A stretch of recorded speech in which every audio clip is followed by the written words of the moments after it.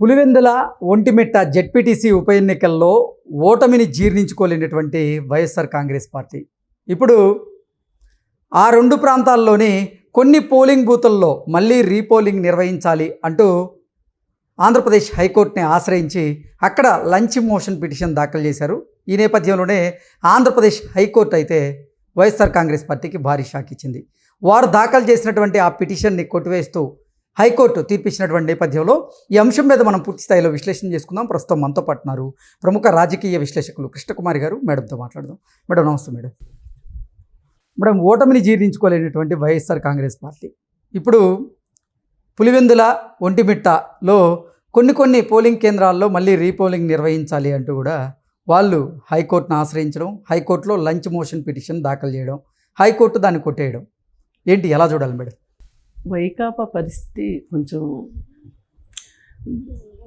వైకాపా పార్టీకి అసలు ఒక గడ్డు కాలం మొదలైందనే చెప్పచ్చు.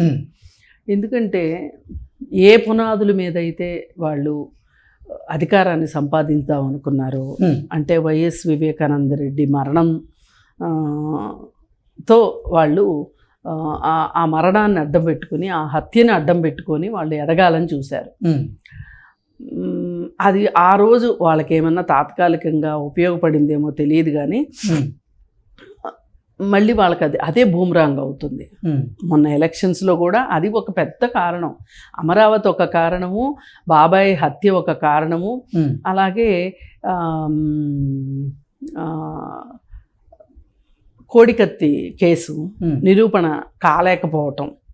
అంటే ఇప్పుడు తను ఆ రోజు చెప్పుకున్నాడు, తన అధికారంలోకి వచ్చినప్పుడు ఆ కేసుని సాల్వ్ చేయటం ఏం కష్టం, ప్రాథమిక ఆధారాలు అన్నీ సేకరించారు కదా ఆ రోజు, అన్నీ చేసినప్పుడు అంటే అది తనకి తాను చేయించుకున్న సంగతి అర్థమైపోయింది ప్రజలకి. ఓకే.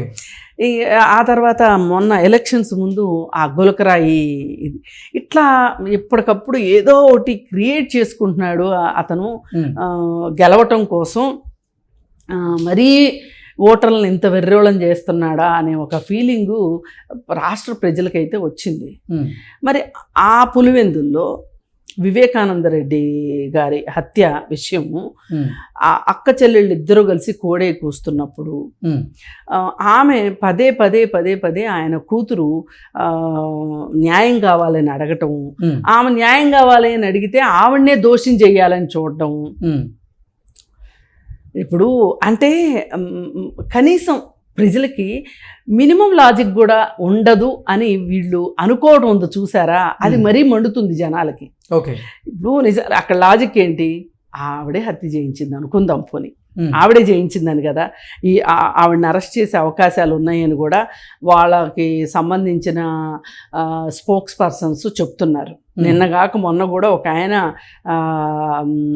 అసలు ఆ పార్టీ ఓడిపోతే కనుక నేను ఆత్మహత్య చేసుకుంటాను, నాకు దినం చేయండి అని మాట్లాడిన ఆయన మొన్న కూడా ఆమెను అరెస్ట్ చేయబోతున్నారు అని చెప్పి స్టేట్మెంట్ ఇచ్చాడు, సునీతారెడ్డిని.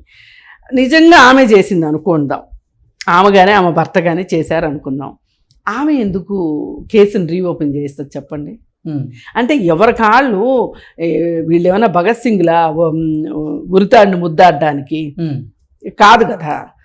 అంటే ఈ మాత్రం కూడా మేము అర్థం చేసుకోలేమా, మేము ఆలోచించలేమా, అంటే మేము మరీ ఓ మాదిరిగా కూడా కనిపించట్లేదా అని ప్రజలు అనుకునేలాగా వీళ్ళ చేష్టలన్నీ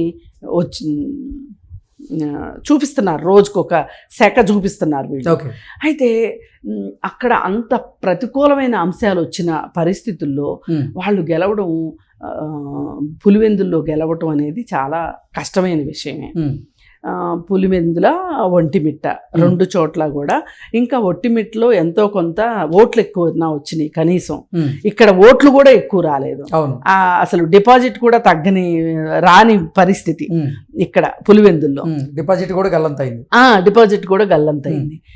మరి ఈ విషయాన్ని వీళ్ళు జీర్ణించుకోలేక ఏం చేస్తున్నారంటే, నిన్నే తెలుసు వాళ్ళకి మనం ఓడిపోబోతున్నాము అనేది తెలిసి రీపోలింగ్ వద్దు అని చెప్పి అవినాష్ రెడ్డి చెప్పేశాడు, రీపోలింగ్ వద్దు మాకు అని. రీపోలింగ్ వద్దు అన్నది ఎందుకు అంటే ఇవాళ కోర్టులో కేసు వేసుకుందామని ఆ ఉద్దేశంతో సరే ఇవాళ వేసారు. నిన్న రీపోలింగ్ చేసింది కేవలం 2 పోలింగ్ కేంద్రాల్లో మాత్రమే కాబట్టి అలా కాకుండా ఎక్కువ పోలింగ్ కేంద్రాల్లో రీపోలింగ్ జరగాలి, చేయించాలి అని మళ్ళీ అసలు ఇంకో ఎన్నిక జరగాలనేది అతని ఉద్దేశం.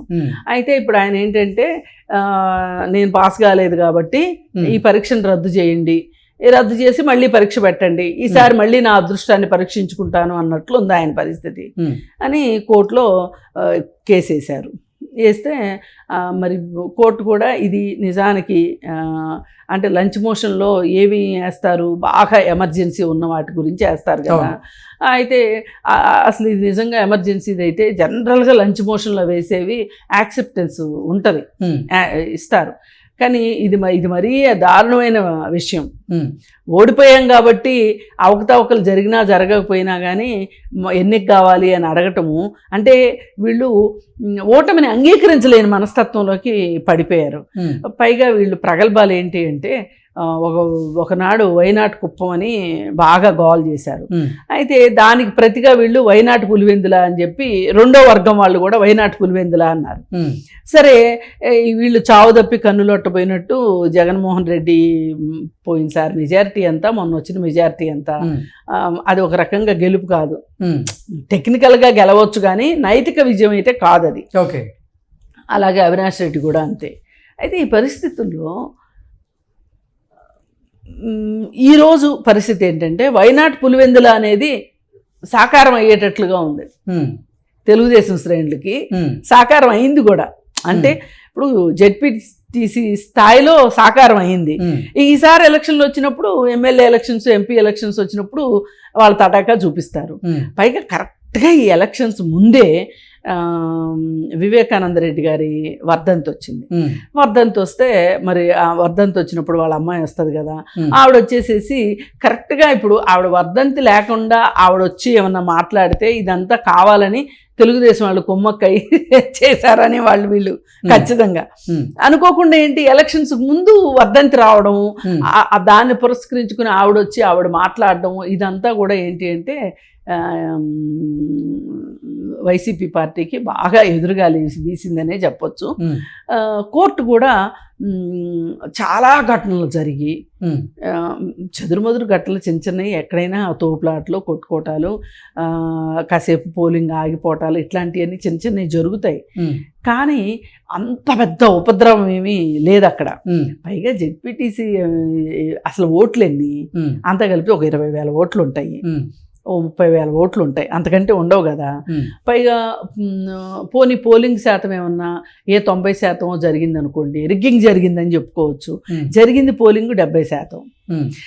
ఏ రీజన్ తోటి ఈ ఎన్నికను రద్దు చేయాలి అని వీళ్ళు చెప్పగలిగే పరిస్థితిలోనూ లేరు, వీళ్ళు చూపించిన కారణాలను కోర్టు నమ్మే పరిస్థితి లేదు.